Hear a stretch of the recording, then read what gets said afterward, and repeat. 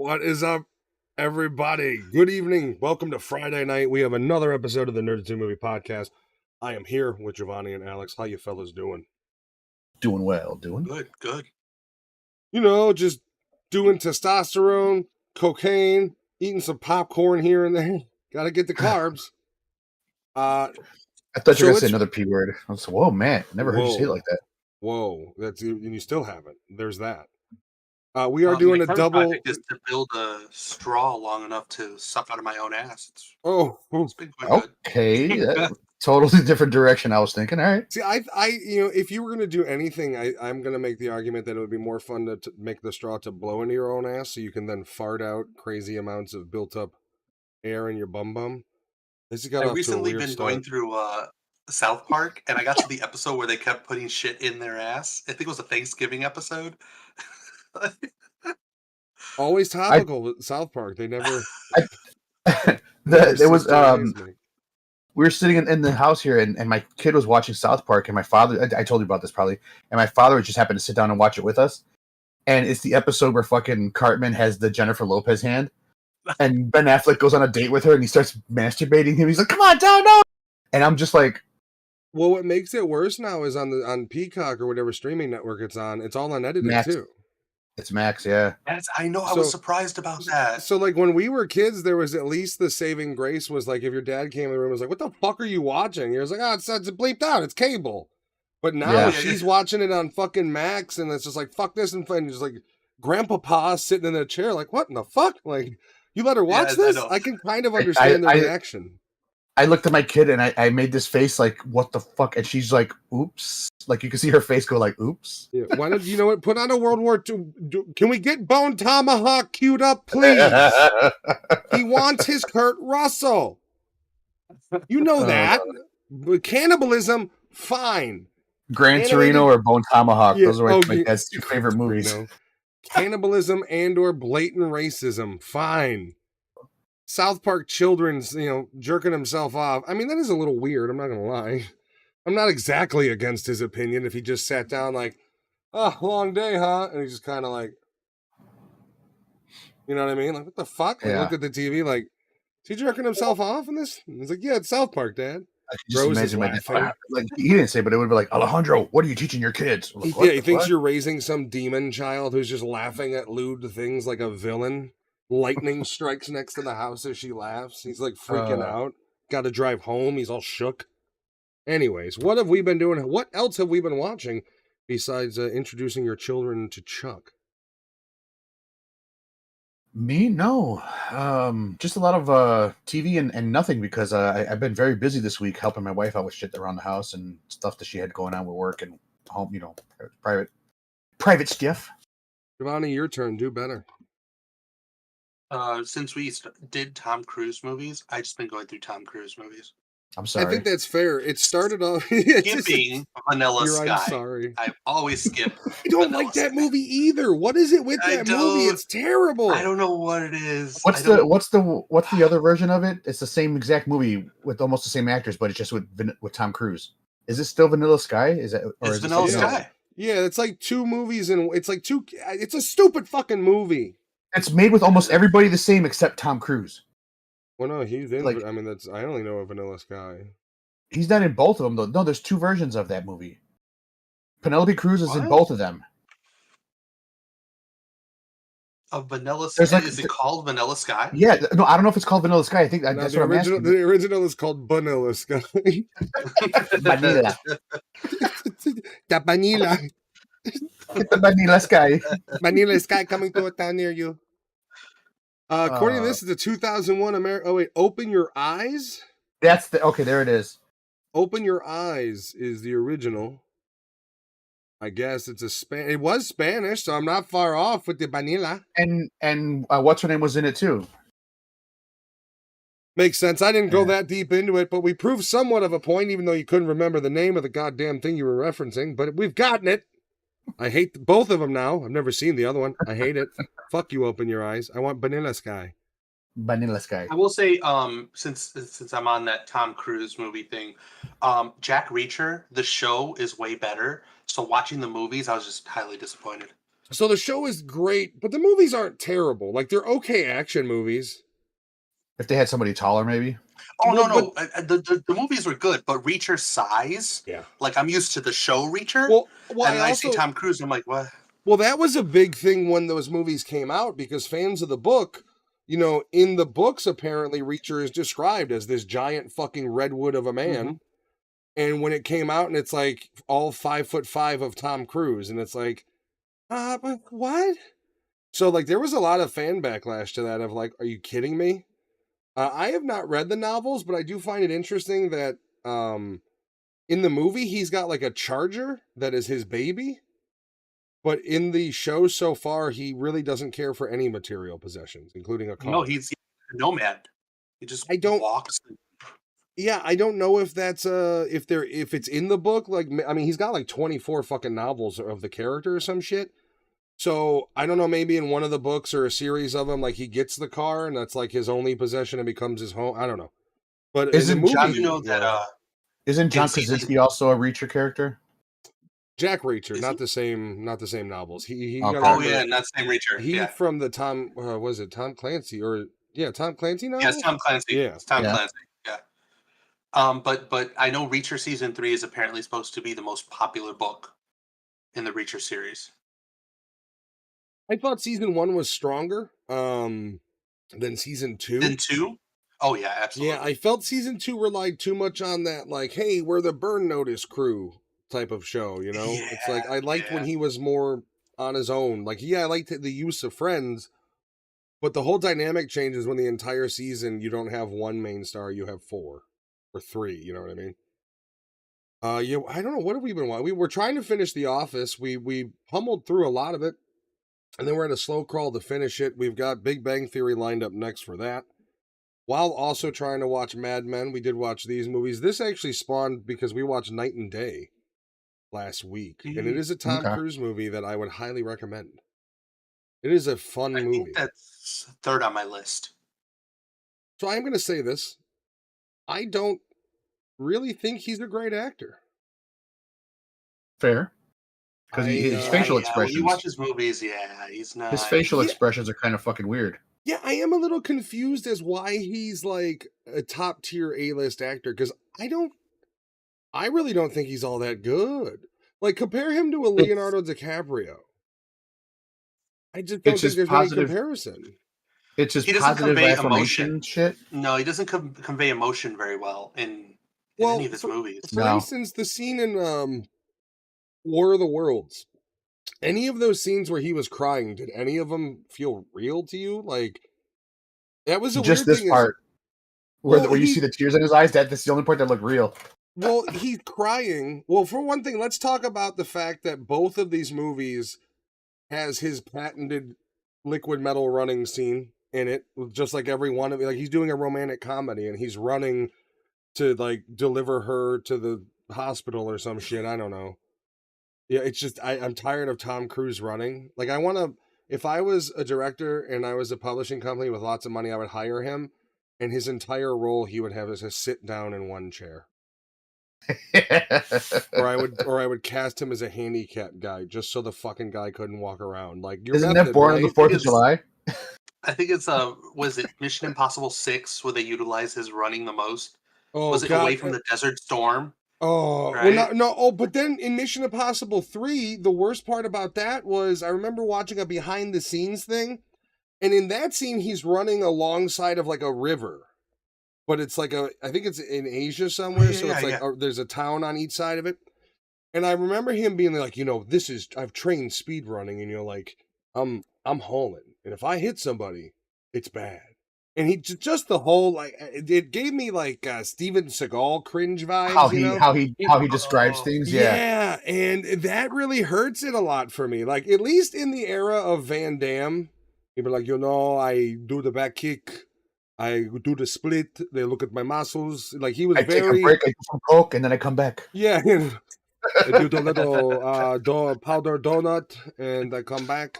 Schwarzenegger was the same. Like, if you ever listen to his commentary, it's nothing. It's literally just him describing. Like, if you ever watch and listen to I remember this. Yeah. It's always like, this is when we the kids, he's outside. I go to him. he had been abusing the child. Like it's and then almost it like passes that spot, so he has to catch up to his own fucking. it's almost like he wasn't paying attention and he was like reading a newspaper and then he looked up and they're like, Arnold, could you comment on this scene? And he's like, oh yeah, this is when I'm in the principal's office and I've just punched the guy and she goes, how did it feel to hit that son of a bitch? And it's just like, dude, you're just describing what happened. Like that's all of his commentary. The funniest commentary I've ever heard is Ben Affleck for Armageddon. He talks about how he went to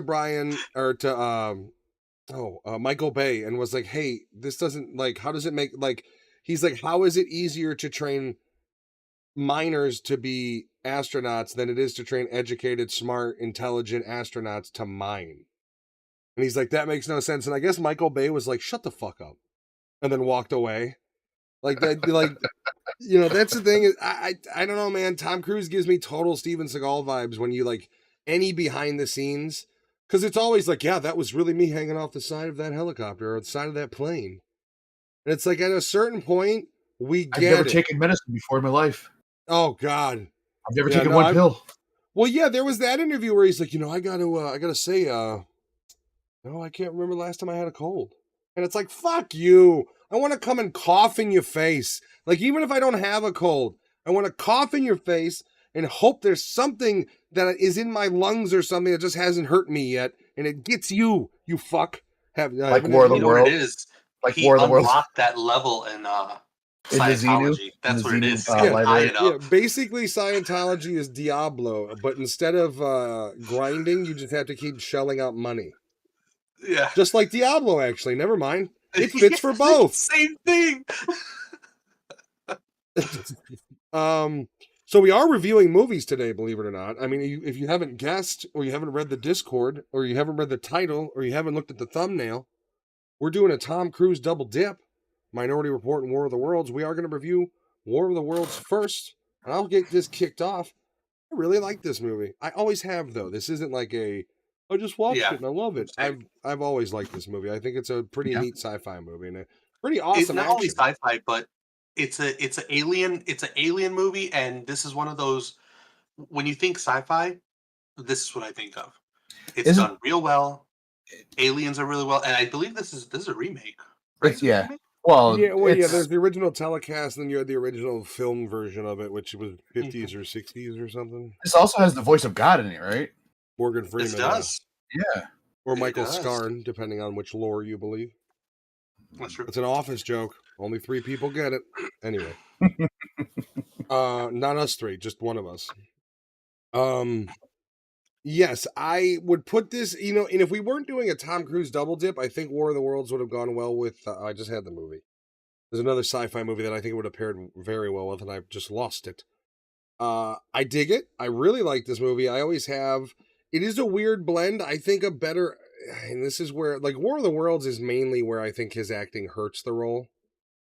Because besides yelling hysterically and running, his acting's not great. The crying scene where he's singing her a song, terrible. It's terrible. When he's watching the lightning in the backyard, come on, check it out. He was like a really creepy person, you know, trying to coax kids into the van or something. Well, also like, the playing the character of kind of the deadbeat weekend dad.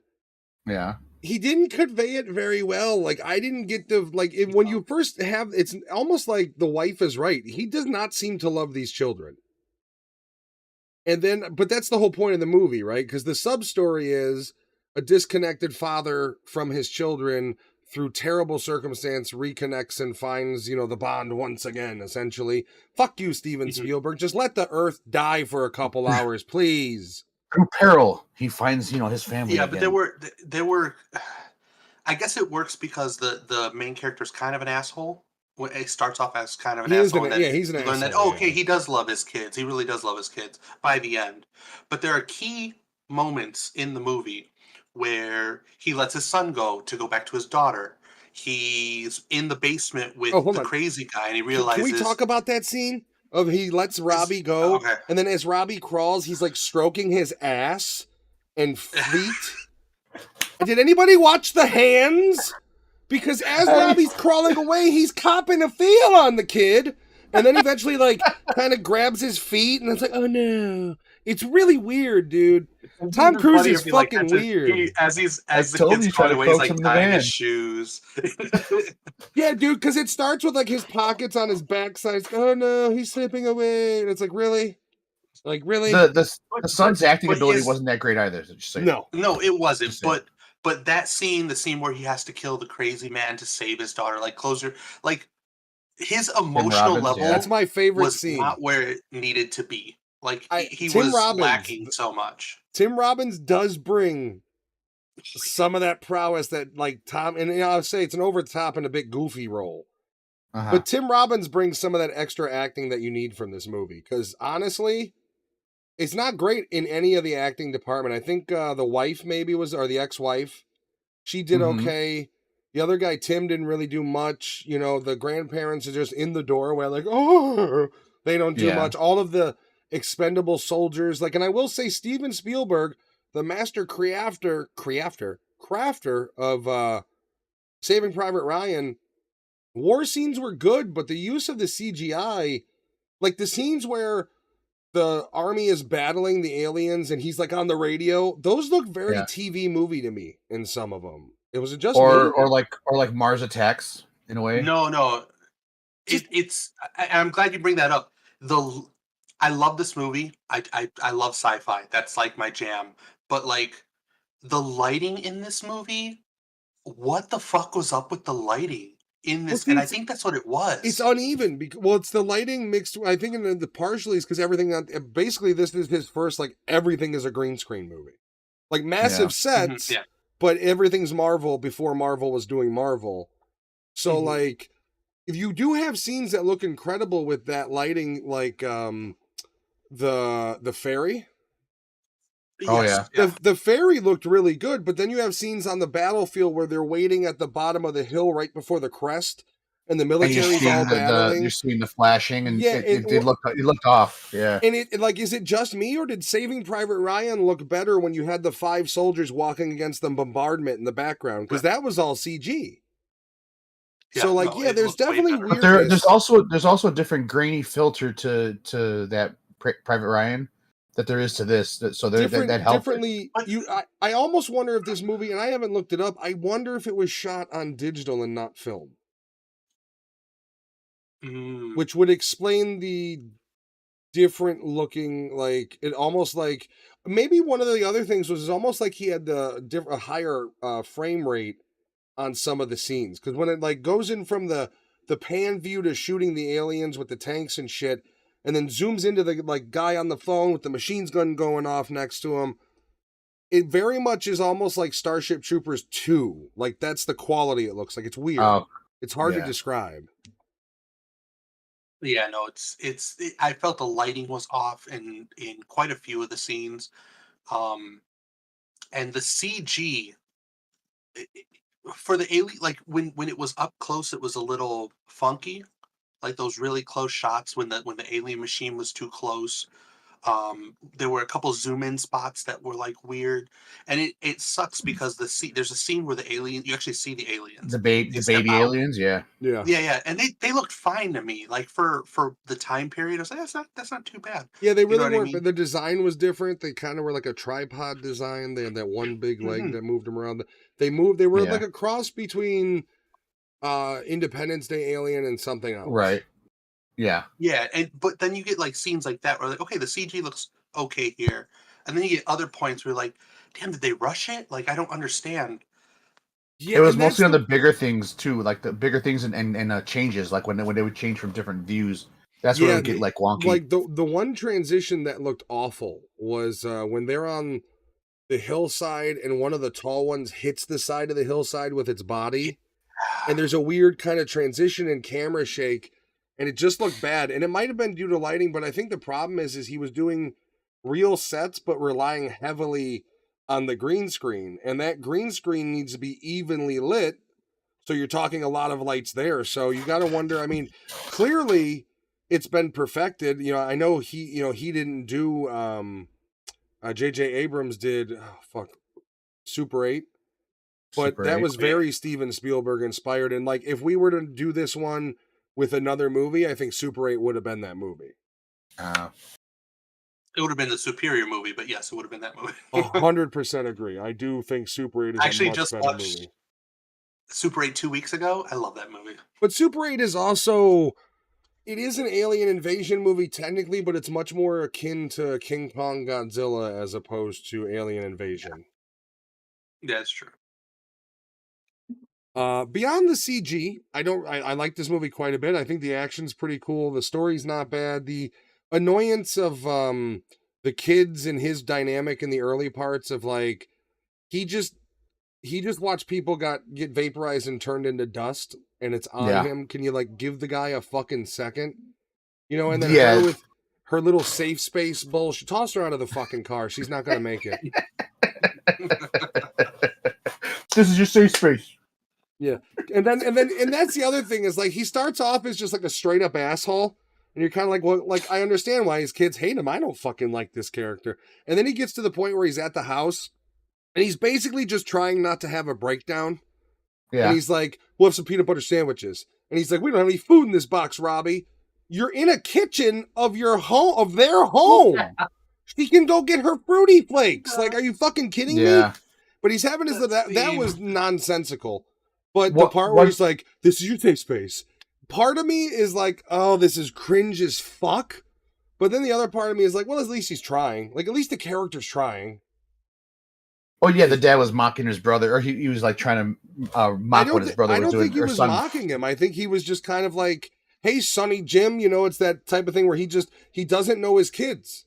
He's so disconnected for him that he has no reference. So this to him is he's trying. But I give the character this credit, though. When shit starts going down, he knew that there was a car that was about to get working, and he was like, "No, we got to go. We're gonna go straight here." And he was being quiet. By the way, wasn't saying shit. He steals the car, and in the rearview mirror, you say, "Hey, that's my." It's like fuck, bro. And then the rest of his neighborhood gets wiped out. No, but like even before that, when he's like, "Get in the car, or you're dead." I'm like, dude, you don't sound threatening at all. Like, what are you doing? Like Jen says that he didn't even know his kid was allergic to peanut butter. Yeah, and he's like, since when? And she's like, always. Since birth. Then you add the economic factor of like these kids literally all week live in a mansion. Yeah. With their rich stepfather and mother. And then they go and they live down by the docks. In a shared bedroom. Yeah, shithole of a home that he doesn't keep clean. He's got a fucking engine on the living room table. Like, you know, it's his fault too. Now, here's the thing. She really didn't have a right to walk into his home and start inspecting shit. And I'd have been like, you need to get the fuck out. Like you. And then when Tim would have walked in, I would have been like, get the fuck out. See, but Tim had more respect because Tim was like, I'm going to go outside. Yeah, this is between you guys. Like, this isn't my, like, at least he was smart enough to know, and I hate to say it this way, but he knew his place. And his place had no business in that discussion. Yeah. Mm-hmm. So I give Tim in all the credit. I mean, the guy clearly is giving the kids a way better life than Tom Cruise is. And he seems like a fairly nice guy. She's got another one on the way. So he's got to be doing something right. I mean, I'm sorry that she wronged or righted a wrong from years ago of dealing with you. Maybe if you weren't such a cunt.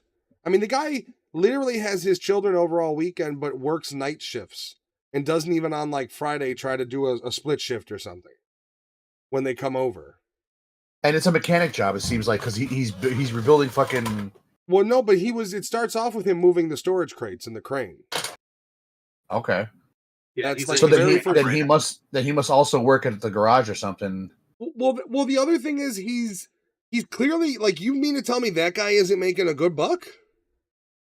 He works as a dockman operating a crane. That's union. They do make some money. That's years that you get before you're operating that crane in the first fucking place. Like, he's making more than he can afford more than this shithole house. He just likes to live that way because fuck it. Like when he's bitching about the food Robbie didn't get, and he's like, "That's all you had." Like that's your fault for not having groceries. Like, we got vinaigrette, and it's like, by the way, Tom, I would pay to watch. Like, I'd pay like $5 to watch 2 hours of Tom Cruise just reading everyday things, because I don't think it would sound normal. Like I said, he's ketchup, vinaigrette. Like, who calls salad dressing vinaigrette? Oh, there is a vinaigrette though.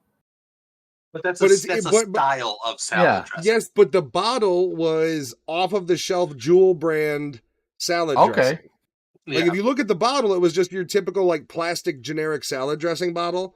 Would you So call he that ad-libbed like there then. He had you know what I mean? Like it must That have would be said like calling gravy vinaigrette. soup. Well, either Spielberg was that like, or fuck it, let's do either it. that or Xenu was talking to him and he blanked for a second and just read the thing off the label. There's that possibility.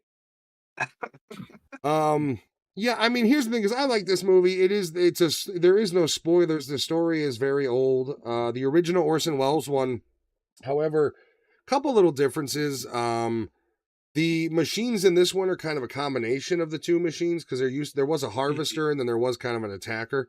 The harvester was essentially in this movie when you see them go into the cage where they're getting pulled in. That's Yeah. kind of where they're processed and turned into the blood for the red vines that grow. But that was a separate machine. That was a harvester. And they kind of just combined them into the two. I still like this movie. I don't understand why Morgan Freeman is in it. I don't know if that was just He's the like voice of God.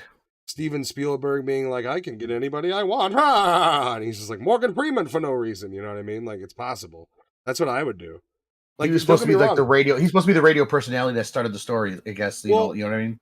I To keep think it to Tom, the old. I think Tom Cruise is overrated, but if you told me like here's the list of actors you could cast and he was on it, you'd be in my fucking movie. Like in some fucking capacity, your crazy ass and I need to get along, because guess what? We're doing a movie together. Like fuck yeah, would I love to have him in a movie? I mean, he's probably a really nice guy. You're gonna play the part of Matt, and you're gonna go to the. Yeah, right? Wait, you want me to do a movie podcast? Like that's my role? And I'm like, yeah. And he's like, have you seen my previous work? And I'm like, yeah, you learned guitar for that movie where you played like 13 seconds of guitar. And he's like, uh-huh. And I was like, you don't need to learn shit for this. He's just like, what? And I was like, you know how to use Streamlabs? And he's like, no, well, go learn that. Like, that's where I would already be annoyed, where it's like, get the fuck away from me. All right, so how do I get in this guy's head? Well, you're getting in the guy's head right now, believe it or not. Just not the way you think. What is going on here? Tom, call me Mr. Cruz. What? Fuck you. And then I get somebody else. I get weird face Jason Patrick from Terminator. You go get the other Tom Cruise for fucking hover around. Hugh Jackman's not doing anything. He finished filming Deadpool. We'll get him in for some reason because I'm Australian now. He's in between Broadway shows. God, he needs to just retire from that shit and only do action death movies. Can you imagine if, like, instead of Bruce Willis, it was Hugh Jackman in the remake of the Charles Bronson movie, Death Wish? That was, you know what I mean? Like, they went Bruce Willis, and I didn't understand that. And you could have gone totally like oddball and thrown people off, and it would have worked. Like Hugh Jackman was of the age he could have done it. Fuck, I mean, how young did the guy have to be? Gary Oldman's still alive. He could have done it. I know I'm just naming foreign actors, but if we're going Bruce Willis, we can go better than Bruce Willis in the acting department.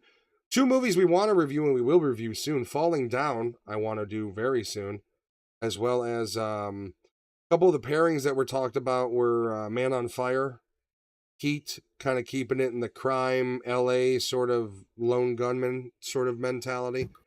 But I got to be honest with you, there is pressing matters before that, one of which being the disaster movie episode, which can't remember that. Leave the World Behind, Twister, and Contagion were the 3 movies for that one. So that'll be upcoming in March. And guys, I'd really love to do the Dredd movies, and I think it's time. So that do you think Dredd movies and the District 9 collection? That's what I call it. Yeah. What is it? Guillermo? I can't remember his fucking name or whatever it is. I don't know. Yeah, Chappie, see, that's the weird thing about those movies is they're all good for different. Like District 9's the best, in my opinion. But Elysium's good, but it's heavy in the politics. And then Chappie is the type of movie that you really kind of got to watch more than once, or not be that big of a fan of the other 2 in the first place. Like I think if you watch Chappie first, you would like it a lot more. Rather than it's the last movie that came out in that trilogy. But he hits on the golden sci-fi concepts: robots, aliens, and future. District 9 when he gets in the lab and they first use that art gun and just fucking stains on the wall. Oh man, that movie's amazing. But you know, Sharlto Copley is actually I can't remember the name of it, but there's a new movie coming out with Sharlto Copley, Stellan Skarsgård, and several other people, and it looks like an off-the-wall movie. Stellan Skarsgård is mute, and the only voice he has in the movie is his internal monologue, which is voiced by H. John Benjamin. You may know him as Bob from Bob's Burgers, Archer from Archer. And it looks off the wall. I cannot remember it, but if you look up H. John Benjamin, you'll be able to find it's got to be his only fucking credit right now. I don't think he's doing anything else. It looks batshit crazy. It's one of those movies that just looks like off the wall, full of action, bloodbath, weird dark comedy. I can't wait for that one to come out.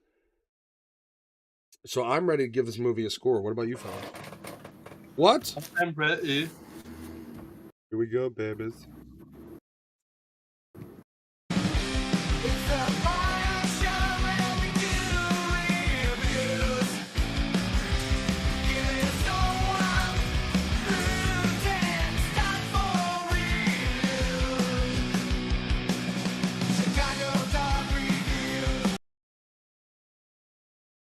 Hello and welcome back. We're here. We didn't go nowhere. All right. This one, I give this one a solid, and this isn't and I don't mean to be harsh with it, but a solid 7.5.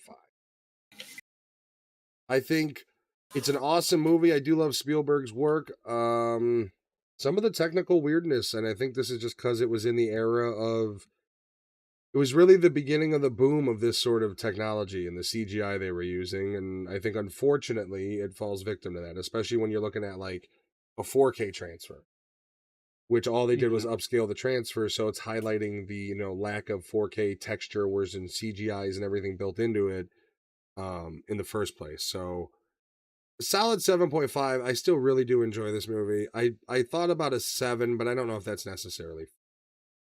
I don't know. 7.5 is the official. Understand. It might be 7.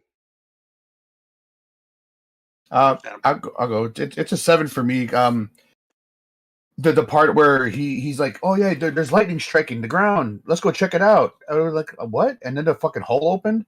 Nah, I'm not gonna go check that shit out. I'm gonna go over here. Fuck you. Well, I mean, I think to be fair, it's like the order of events was the lightning hit.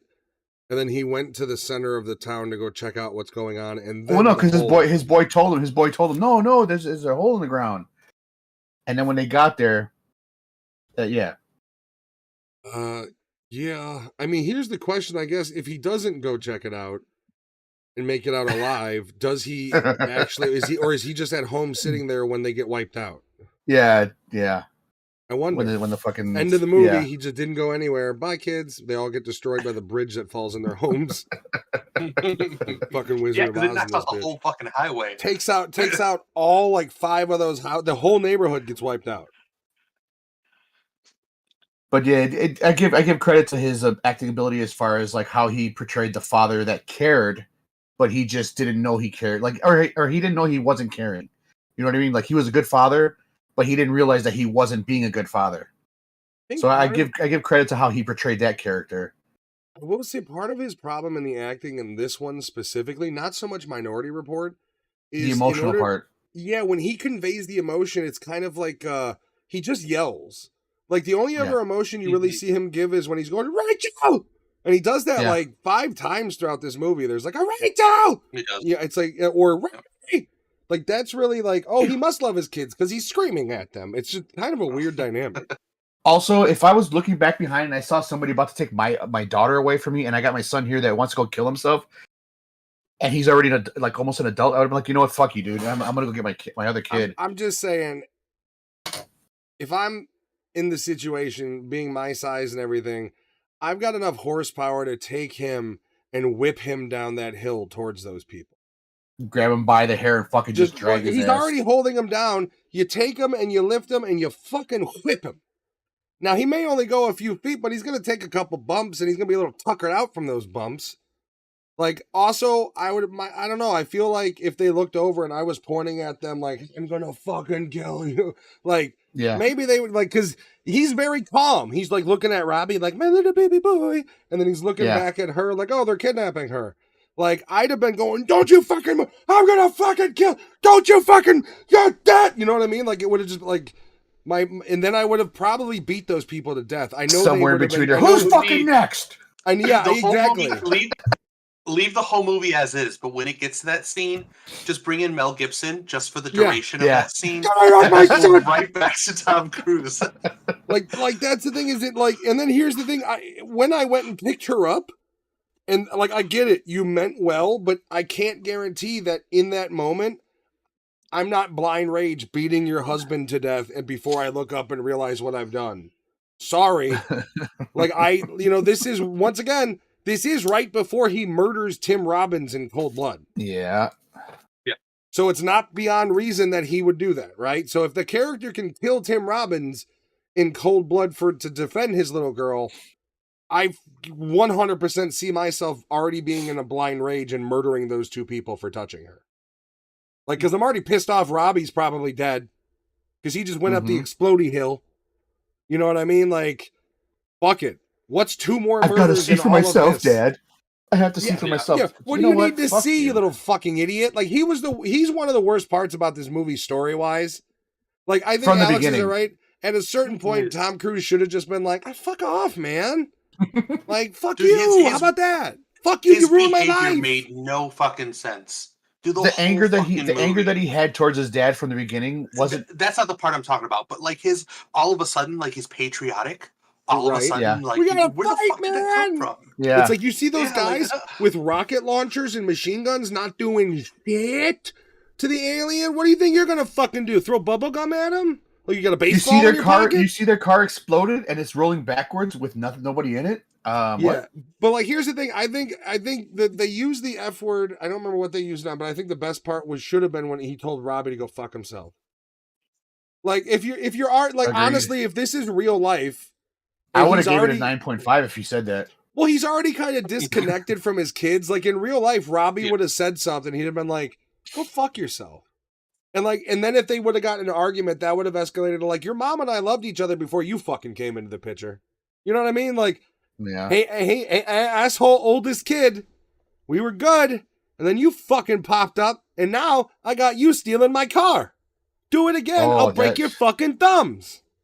You know the rule of when you steal the car, put gas in it. Oh wait, that's the wrong movie. Right, but then he's like, "Hey, next time you take my car and you don't ask without a license." And it's like, "Don't ask. Don't ask. Why aren't you beating the shit out of him? Put his head through the driver's side window. He'll never touch it. Fuck that asshole.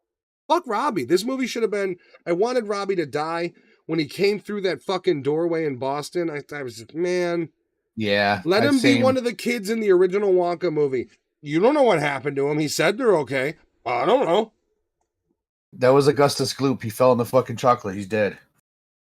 Right? Like, yeah, Wonka says he's good. For all I know, he drowned in that chocolate. His fat little pudgy lungs can't have much air capacity.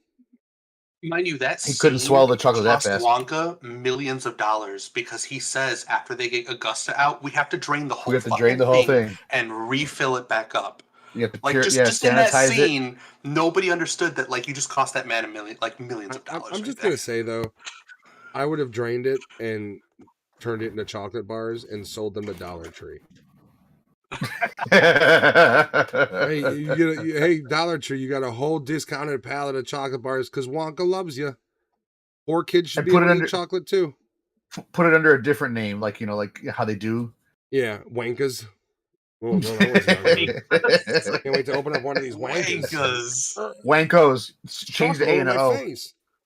What did you give it, Giovanni? Or have you yet? Not yet. No, I'm gonna give it an 8. I really enjoy this movie. I don't feel that Tom Cruise's emotional acting is very good. However, to Matt's point, when he's angry and yelling, it fits, and I think that kind of balances it out. Yeah. The lighting in the movie was blah, but the alien design was really cool. The concept was really cool. The pure set piece or set based pieces were like in the basement. That lighting wasn't bad.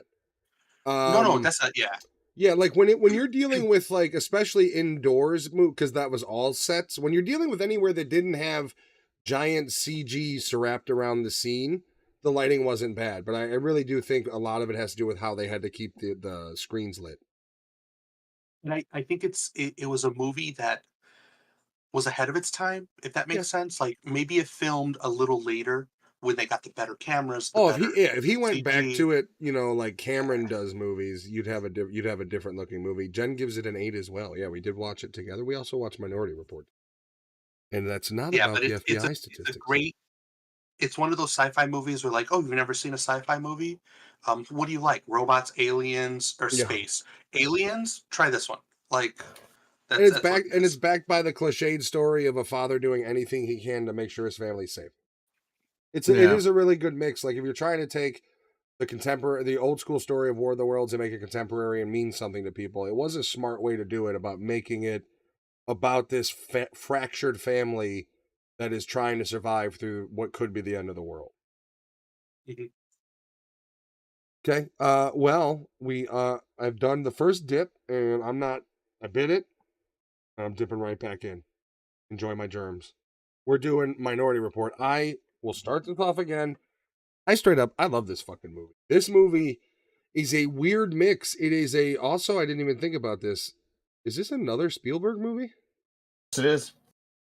It is? Holy shit, Yeah. we did 2 Spielberg movies too. I didn't even think about that. It's Oh, a double man. double dip. Also, Double both dip. soundtracks are fucking scored by John Williams. Interesting. Boy, he really had a Tom Cruise era in his career, huh? Well, Minority Report. Shit. I really enjoy this movie. The concept is in the future, a crime division called Pre-Crime is created. They use these gifted 3 gifted adults or people. Is that like 2 of them are pre-cum? twins. Like the pre-crime, pre-cum? Not exactly. This one sees Not before murders that? before they happen. Ah. Before This one they doesn't have a ejaculate on smell your to belly. it. So Okay. yeah. Interesting. I thought maybe that water might. Like I did think maybe when you walked into the precog pool, it just reeked of chlorine because of how white the water. You know what I mean? Like it's Well, they like didn't even call it water. They called it milk. yeah, Yeah. Like, did you notice that? Like, it must It's have got to be some stank. kind of different kind of I liquid. was like, Yeah, but Tom Cruise is kind of the head of this precog division, which stops murders before they happen by seeing visions. These precogs see visions. They turn them into victims and murderers, and they try to stop them, and they do stop them so far, right before they happen. And one day, John Anderton, Tom Cruise, well, he's the murderer, and he goes on the run. And that's really where the movie takes off. There's some cool action in the beginning when they solve It's a that very first strange murder. name though, Anderton. Yeah, this it's a weird movie because of the cast. I mean, you've got Tom Cruise, you've got Colin Farrell, you've got was it Max von something or other is in it as the chief guy. You've also got the white-haired dude that shows up in a ton of shit. I can't remember his name. Yeah. Yeah, He he's was in in Bunch of shit. I mean, you talking about Justified. the older guy or the younger one? The No, younger, no, the he's one- like second in command. The younger, he was the second. white-haired Yeah, guy. he was the Oh, yeah. second guy. He's always in like weird ass Well, yeah, shit. when he was in Justified, he was like a crazy killer. He's been in Band of Brothers. I think it was Band of Brothers he was in, maybe? I don't know. He's been in a Neil bunch of shit. McDonough. Neil Yes. McDonough. Yeah, he's been in Wasn't tons he- of shit. He's an awesome actor. The one with the Rock. What was that with the 2x4? It was the remake. Walking Tall, yeah. Walking Yeah, Tall. he was the main he was bad the, guy in the Walking villain in that. Tall. That's right. Yeah, no, he's awesome, and he's in this. So there's a bunch of good people in this movie. You've got Peter Stormare as the guy who replaces his eyeballs. Oh yeah. Yeah, you've got I a love bunch him. of. I love him in random- He's anything also a voice actor too, isn't he? I believe I'd so. imagine so. I mean, he's got a great voice. One of my favorite, I think, lines of his is in Bad Boys 2. When he's like, he goes storming the compound and he's drunk and he's like, "The Russian hitman is here." And he's just like firing his guns in the air, even though I think he's Swedish in real life. I believe he's Swedish, but whatever. Armageddon. Another great. He's got so many great lines. In Armageddon, he is beating the shit out of the thing, and he's like, "Russian opponent, American components, all made in Taiwan." You may remember him from Constantine as shit. Lucifer. The main villain in this one, or the protagonist, is he was in Flash Gordon. He was Ming the Merciless. Max von Sydow or whatever his name is. Yeah. Yeah, he's been around a long time. He's always a villain. Holy too. shit. Like always, I think he was an apt pupil Might not have been him. The Seventh Seal. Oh, You're talking old people movies, bro. I know. Not there's way before my young generation age of the. I'm 54, by the way. Not 54. Yeah, no, I really love this. I've loved this movie since I was a kid, and the game came out, and I love the game that came out with it, with its crazy ragdoll physics, and you could punch dudes through glass, and you know me, I love breaking glass in games. The action's solid. What's that? Doesn't this also have your favorite actress from The Walking Dead? Ooh. Agatha, the one that played Agatha. Yeah. I asked Jen, I was like, "Do you recognize her yet?" And she's like, "No," and I was like. What was it? Oh, an indecent reward for an indecent man. And she's like, "Oh God, no, yeah, I know who it is." Yeah. As soon as I saw her in Walking Dead, I was like, "That's a precog." And Jen's like, "What the fuck are you talking about?" What's a precog? Yeah, because she didn't really remember much of Minority Report, so she was not watching it for the first time. Same with my wife. It's been a while. She didn't remember much of it too when we watched it last night. She was like, "What?"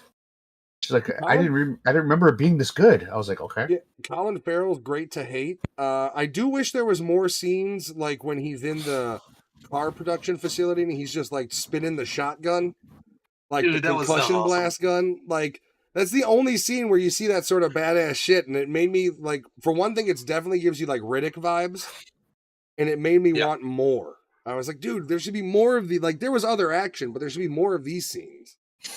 The movie itself is super action packed, really cool, futuristic, but there are some concepts in this movie that are reminiscent in a scary way of what's going on today.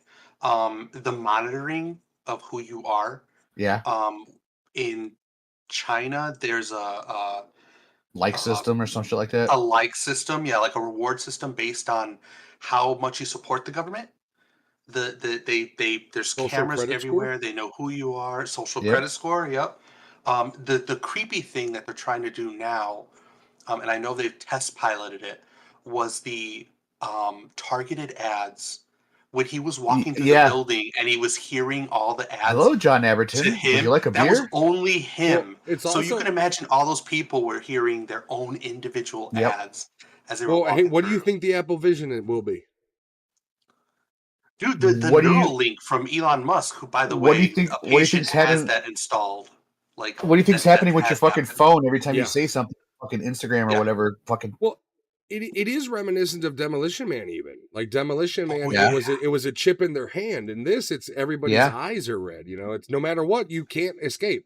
He walks through anywhere in public, they're gonna have his location because he will get flagged. There's that Black Mirror episode where like they always have to fucking focus on the eyes. They like scan your eye. It also shows that it subtly shows you that in the future, all advertisement give the information to the government. Because if those are advertisements, why would the government be getting the ping? But they are. Yeah. They don't ever say that, but that's a very subtle like, everybody's working for the government. It's all in cahoots. Also, all the cars are like the cars from Tron, the bikes. Yeah. Well, there's that one fucking cool scene where he's in the car and it like goes to the side of his house and he just opens the door and he's in his house. I was like, holy shit, that would be pretty cool. Yep. Then you also have the car chase scene. Oh, I love that scene. What is the reverse car chase scene? There's something interesting about future movies. They love car chase scenes. Which is also weird, right? The new Judge Dredd has it. The original Judge Dredd doesn't really. Well, do they have a car chase? Yeah, they have they're flying flying motorcycles. Yeah. Fifth Element has a fucking car chase scene in air. Like. Also weird. All of the Star Wars, if you consider the Millennium Falcon.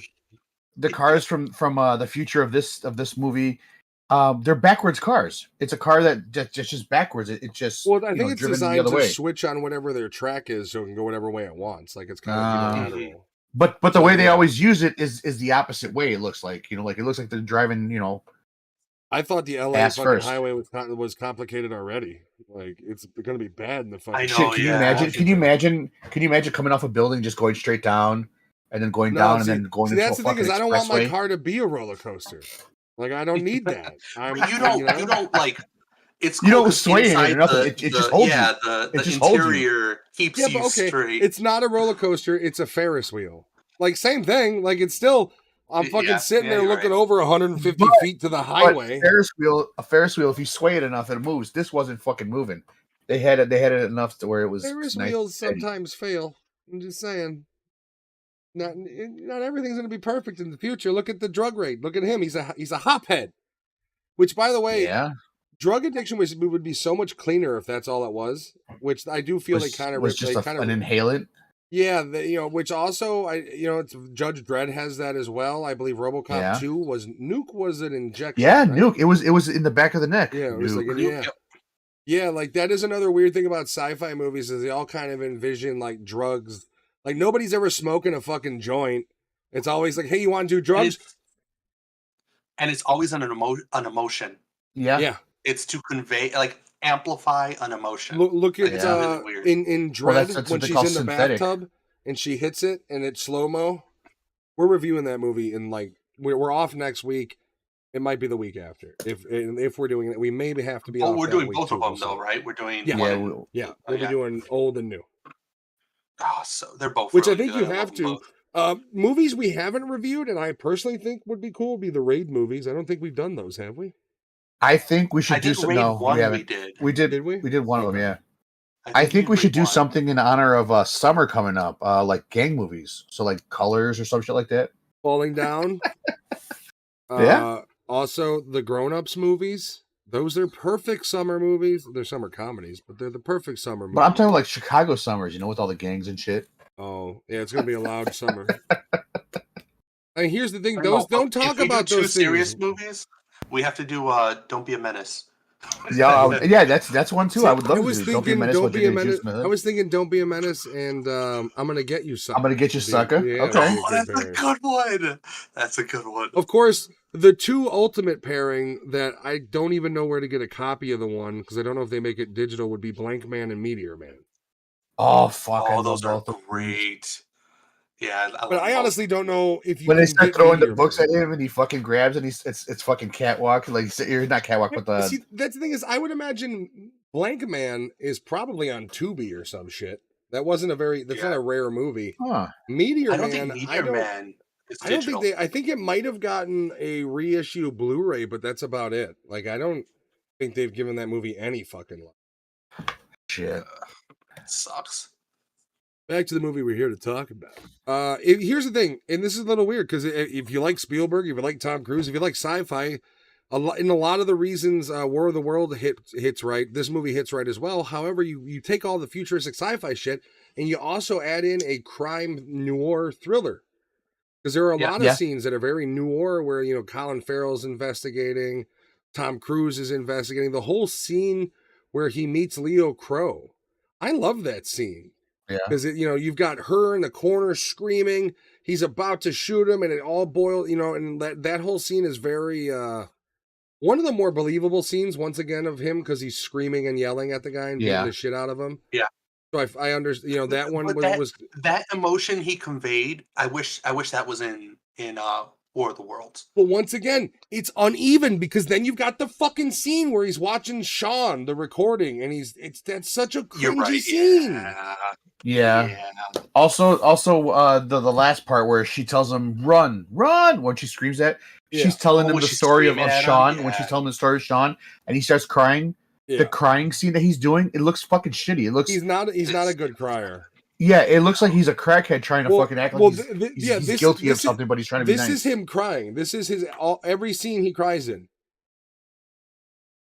He has to cover his eyes. Yeah, Because he knows he's not stressed. He knows he's not good at crying. So he doesn't have "Oh, any emotion. I can create tears. Like I can do that because I can make my body do that. But I gotta, I can't. He looks like Ben Stiller in Tropic Thunder. He sold that emotion to Xenu. Beam me down some emoticons. Another scene in this movie that's really good, and it's because it's smart. You have to pay attention.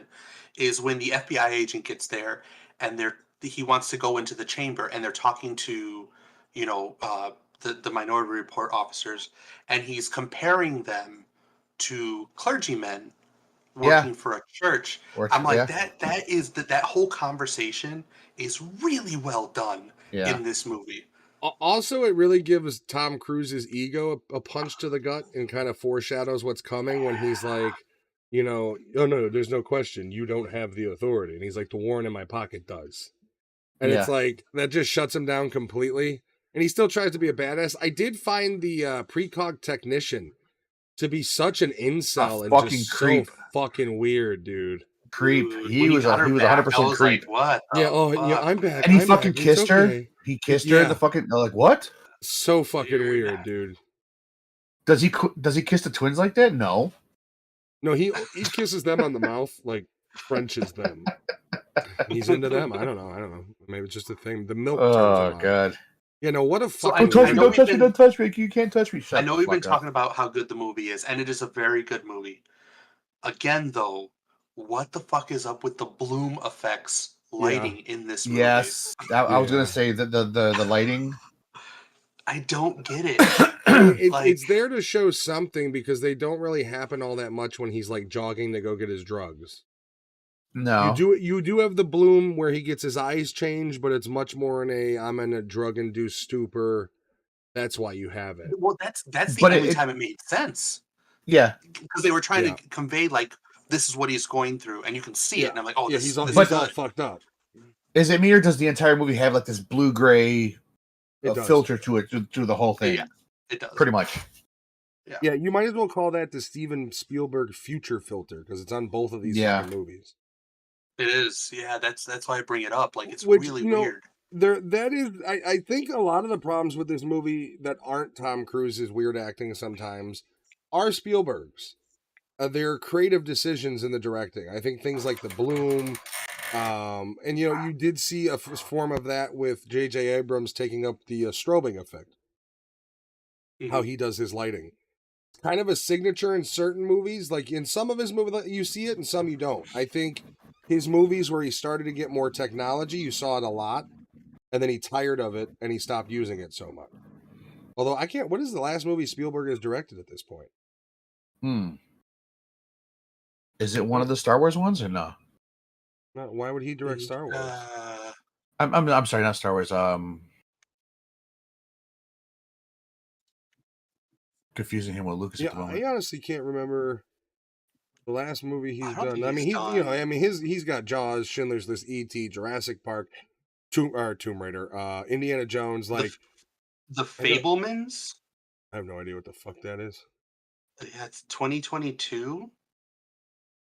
No clue. He was an executive producer of Master Air, the Master of the Air. The Halo TV show. Ew. He's got 3 projects he's done movies, though. He's got a Napoleon miniseries coming. 2 other movies. Yeah, the Fablemans, I don't know. Marcus Mumford, I don't know. West Side Story he directed, apparently. Ready Player One, okay.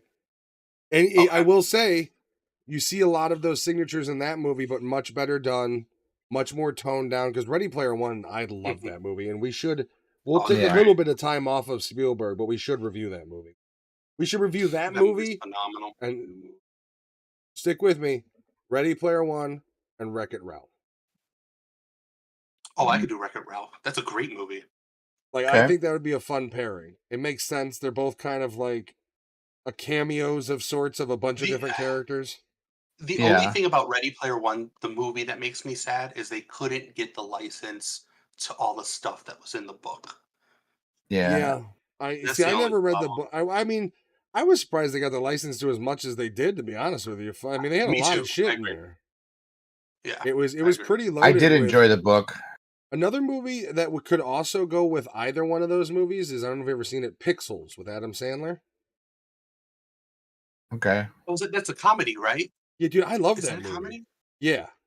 It's so basically when he was a kid was like an arcade prodigy, and it's supposed to be the story of like the Billy West, the King Kong cheater.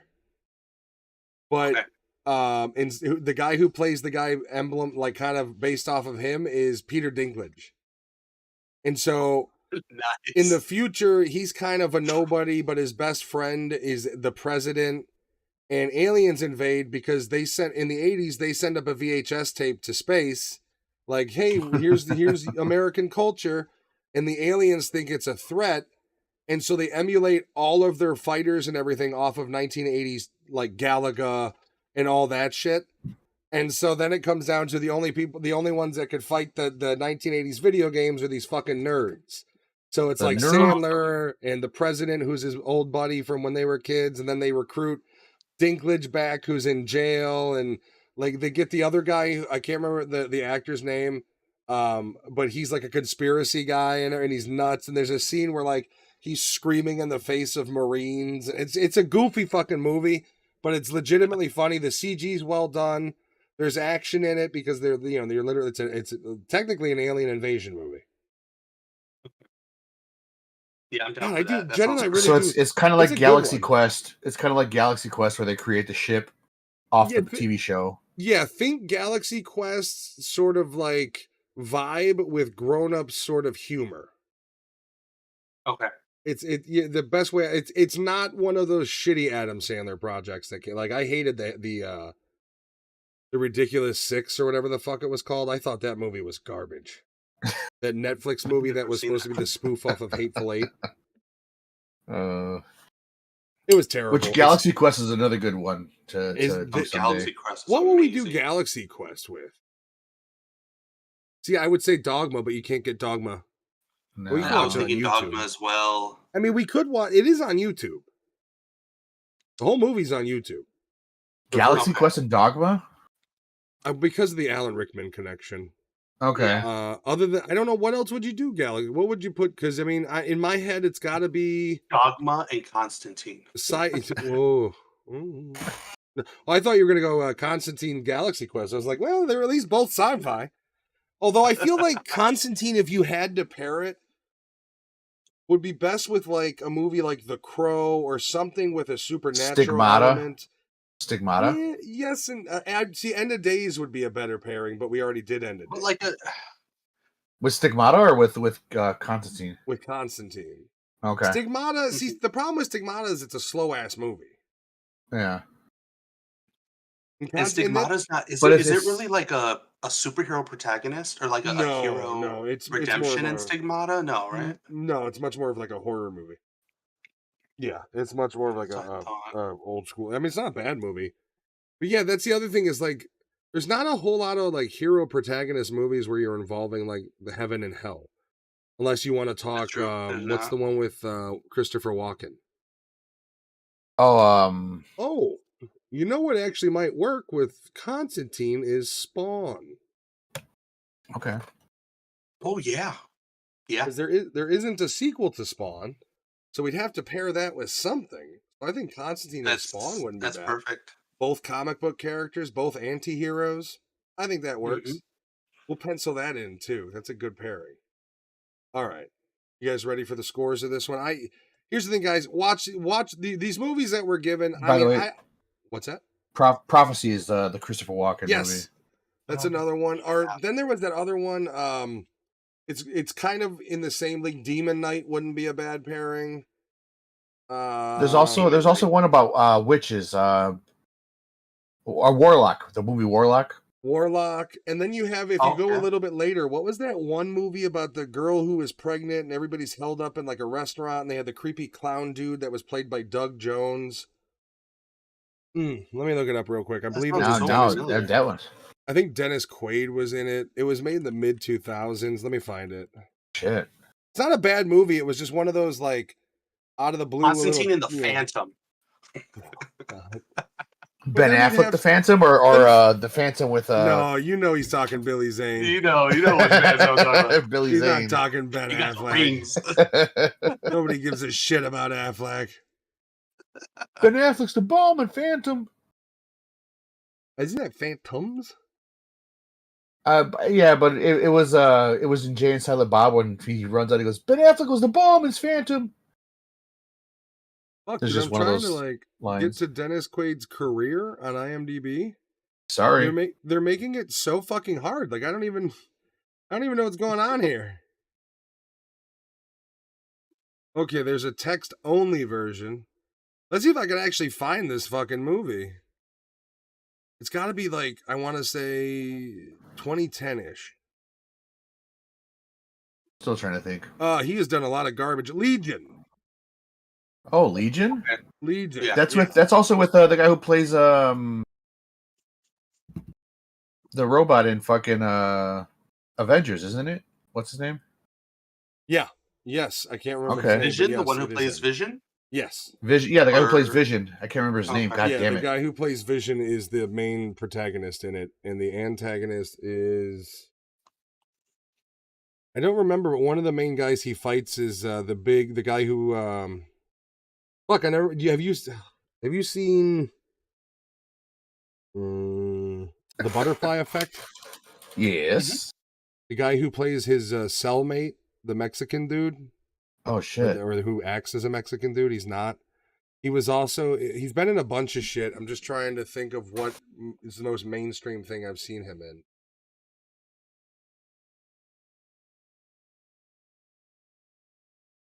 He played the Blob in X-Men Wolverine Origins. All right, so Paul Bentley. That's one. Oh, He's been in a bunch of shit. I just can't. There's another movie that he's in that is one of my favorite movies that I can't think of the name right now. It's got Ryan Shit, Reynolds. Doug Jones is in this too, huh? Yeah, Doug Jones plays the creatures. Like he literally, Yeah. they're in this restaurant and it's nighttime and this ice cream truck pulls up and he walks out and he's dressed in his like ice cream truck like attendee outfit and turns into a giant spider thing. It's a weird fucking movie. It's all about demons coming to get this child. Yeah. All right, you guys ready for the review? Last one of the night. Mhm. Let's do it.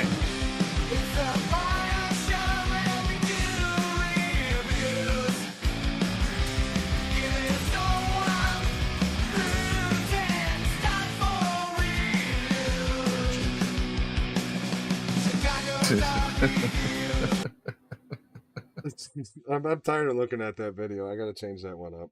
Like even if I keep the song, I gotta change the video. I gotta do something with it. All right, Alex, you go first. All right, so for me, I really like this one a lot. There was still like some old apprehensive things I remembered about the movie where where he changes his face, and it like does that whole drooping thing, and then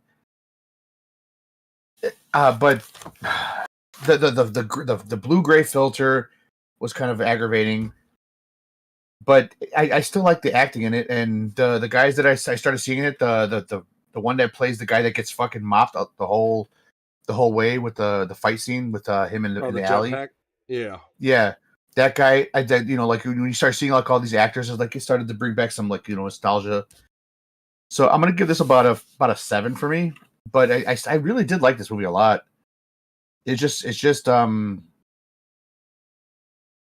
was just I don't know how to say it. I don't know how to say it about the way everything was about the acting of everybody, because not everybody was like good actors either. The guy who played the guy he with the door open, door closed at the beginning, the one that starts the whole bullshit. Yeah. The first Like, murder. Yeah, so I know that guy from other stuff that he's done better in his acting, and he played such a shitty fucking role in that. Such a cowardly way of doing it, but he wasn't like a good actor, so it was like stuff like I just that. remember him from Titanic. Was he in I Titanic? didn't think it was that bad. I mean, I don't know. That scene was. I mean, the whole scene was supposed to be highly exaggerated and heightened. It was filmed like a soap opera. At the beginning, the first half of it was kind of long, so it was like two and a half hours or some shit like that. Well, yeah, I was thinking it was What like is it? 220. Yeah, 225. So like the beginning half of how it's all started, it was kind of like slow with bad acting and bad shit that was going on. Even Tom Cruise was doing some really bad acting on it. But then as it progressed, it started getting better and better with the whole storytelling, and then all their acting abilities started kicking into it. So like they could have cut out like the first like maybe 45 minutes of it, like, or condensed it. It would have felt a little better. Like just cut this movie down to like an hour and 30. But it was just like the longevity of the movie. I don't think an hour 30 is enough for this movie. No? Even if they didn't use all the time efficiently in this one, I mean, you're telling a big story. You're telling the story of pre-crime and what it is. You're telling the story of a grieving father. You're telling a story of a fractured marriage. You're telling a story of essentially eternal investigations. You're telling a story of murder. There's Tom Cruise's murder. There's the Precogs murder that's unsolved, and like I think an hour and a half you'd have not enough fulfillment. They could have cut little corners, like as far as like how long it took them to do. I don't know, whatever. I mean, I think scenes like him It's watching just the projection and talking along with it to his little yeah. son's 3D, that entire scene could have been gone. Also, the repeating of the precogs saying it over and over, going back and forth so many times, was a little too long. But you know, See, saying it back and forth was understandable to get your point across. But to keep going, they were stretching it out, and they started doing it later and later when she wasn't even connected to the. I almost wonder if the scene where he's talking along with the recording would have been better. Because for one thing, it was like he would hear it in the recording and then he would repeat it right after. But he wasn't repeating everything this verbatim either. Yeah, he was changing it. Which for me, it would have made more sense if it was at the same time to accentuate the point that he's watched it so many times. He's got the time that he knows. And, yeah, and I would have further gone with that and had him not even watch the video and stand and stare out like the window and still on time say the same comment every time. Where he's not even watching it, and yeah, stuff like that would have made it a little. Give it a little bit more gravity where you're actually like, we understand he's watched it over and over, but I want you to show me that this is a script in his mind. He's been watching it for the last 6 years. That it's been fucking eating at him the last 6 years. I mean, I do agree with you. I think they're, you know, even like but there are scenes that I like that can be even shortened, like the scene where he goes and he visits the one woman in the greenhouse. That could have been shortened too. I was going to get to that. But I do like the dialogue in that scene, though. Yeah, she's pivotal for what's going to happen. She's a fun character. Some of the conversations between, like, there's the scene with him, his creepy kiss.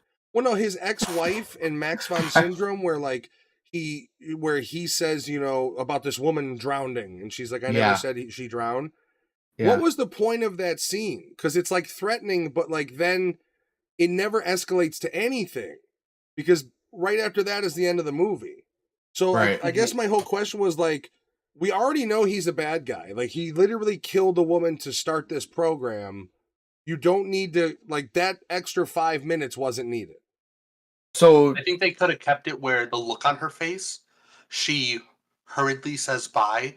Yeah. Because then you understand, okay, she gets it. Well, then you have like a zoom in on his face where he gets it, but it's not said. But it's not even addressed. Something that would have set up, not set up, but something that would have made it seem like it did add up to what's going to happen next with the eye, you know, the eye in the pouch or whatever. Something that would have like because it all came like as a surprise at the end. It was just like what led to that. Well, also, like, do the precogs see suicides? No.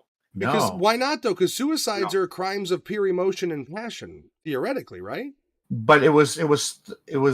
But is suicide's not considered murder? Because they explained. Yeah, they were. Murder is the most elite or whatever they said. That's where the pseudoscience starts to make no sense for me, because murder and suicide, I mean, they're the same fucking thing. It's just one is to one other and one is to oneself. So theoretically, this thing should be catching suicides as well.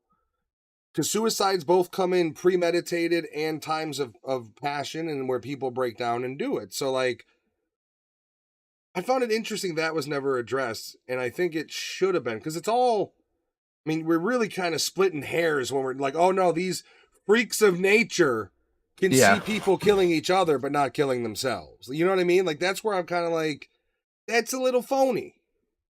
What's that meaning? But okay, you said 7? I did say 7, yeah. Yeah, I'm going to go a solid 8. I like this movie a lot. I always have. There are issues with it. There are holes in some of the logic with it. But if you look at it as just a fun action sci-fi movie with, you know, what break down to cameos of some really good actors and small roles from other actors, I like this movie a lot. I always have. I think it's one of those things. I wouldn't be surprised if, like, you're roaming Walmart and you see like the DVD double movie feature. It's these two type thing because they do pair very well. I'm gonna go solid 8. I like this movie. It's actually going to be a card now that says, you know, this is your digital code. Yeah, for $2.99. Well, Walmart won't even sell physical media soon. It'll just be a big sign that says go to voodoo.com because they own. Target already got rid of their physical media. Here's a little card. Target has had a shit physical media selection for years, though. Like at one point Yeah, you can it's go in true. there and It's you true. can get most of Hey. the brand new stuff at okay prices. Like back when you had What? Best Buy, Circuit City, like all the people selling them, that was the boom of physical media. Target And then has gotten a larger fucking selection of vinyl though. Overpriced their and vinyl has shit grown. reissues. It is very overpriced, Hey, but yeah, they have been getting I want to vinyl go. again. I want to go buy this Beatles album. That's a greatest hits album that isn't an original issue in any way, shape, or form for $35 fucking dollars. Go on Amazon; they're half the price. Same thing with Walmart. Walmart sells vinyl $30. Fuck you! I'm not going to a Walmart to buy vinyl when I can get the album for When I was a $22 kid, on it was Amazon. like $20, $25, 20, 25. And those were brand new original prints. These are, hey, we're reissue. Everything's a fucking And it was reissue. some of them were also only 3 fucking songs on it too. Well, for side A, Yeah, then you go to side B, man. Side B. Giovanni, what do you you get all give this one? instrumentals. I'm gonna give it a 8.5. I do 8.5. like this movie. This is also one of those movies where, like, in the 3 golden aspects of sci-fi, aliens, robots, future, this is a really good future. Like, I think you Yeah. can totally point it out. The only problem I have with this movie is, yeah, some of the logic, I do agree. The lighting again with this movie, I don't know what it is. It's a The CG. bloom effects, the lighting, yeah, it's just But the story's great. The future technology is really well done. You got to remember, I like it a lot. The CG was better than this Yeah. than it was in but you War got of to the remember Worlds. the though. two contrasting colors, right? Okay, it's either a blue or a green screen. So if you're using Yeah. green screen, the blue tint makes more sense. And then you can go, oh, it's Yeah. also conveying future. So I think a lot of the lighting issues that you're seeing in both of these movies are technologically the limitations, or Yeah, the style of his CGI company at the time. Because he probably has his own in-house one, but if he doesn't, then he's working with independent CGI. Yeah, 'cause- whatever the case is. Minority Report came out in 2002, and then War of the Worlds was 2005. Which is interesting So- because Minority Report, in my opinion, looks better. Oh, it does. Yeah. It does. So I don't know what that. Even the CG'd highways and cars, they looked way better. Yeah, I don't know what that's about. I mean, must have just been like a weird transitioning phase of like new technologies come. Because if you watch Ready Player One, like you do get a little bit of the bloom and a little bit of the blue tint still, but the other quality of life issues don't exist in that movie. Very Also, detailed, very beautiful. the blue you see it always comes up when it's when you're in the VR world. Yeah. It doesn't rarely come up in the real world. Yeah, and Yeah. that's the other, that's I think where that movie has kind of the leg up is the distinction of like, this is real world, we can film it like a real Yeah. movie. This is everything else, it's all CGI, which probably Yeah. is one of the reasons you don't have those. It's all directly Yeah. controlled by a fucking graphics engine. And that was given to us to the Matrix. Green in the Matrix, not green when you're out of the Matrix. Yeah, green and blue. Although which I That's never the thing. understood, because I would have, in my opinion, when they're not in the Matrix, it should have been a red hue for red pilling. And when they're in Yeah. the Matrix, That it would should have have been, been a yeah, blue that would have hue been for smart. You know what I mean? Like the Wachowski sisters love the kind of subliminal imagery, and they failed on that one, in my opinion. They went in the wrong That would've been direction, a good one. Yeah, like and, or even wrong color direction. Well, even small stuff like why is it a white rabbit instead of a red rabbit? Like there's little things that could have kind of tossed in those movies and been like, yep, even to further the idea. All right. Well, thank you for watching, everybody. Another Friday night. We are not here next Friday night. We're going to be taking the night off, and potentially the following week after. We'll let you know. We'll let you guys know about that one. I will say the next few reviews on dock are going to be the Judge Dredd movies, both the Stallone and the Carl Urban variety. Our disaster movies, which we're planning on doing Twister, Contagion, and Leave No World Behind, I believe is what it's called. And we've got some other fun stuff in the pipeline. So thank you for watching. We'll see you guys in a couple weeks. Until then, we love you. And by the next time we're here, I will have an end video. It's a lot harder than you think.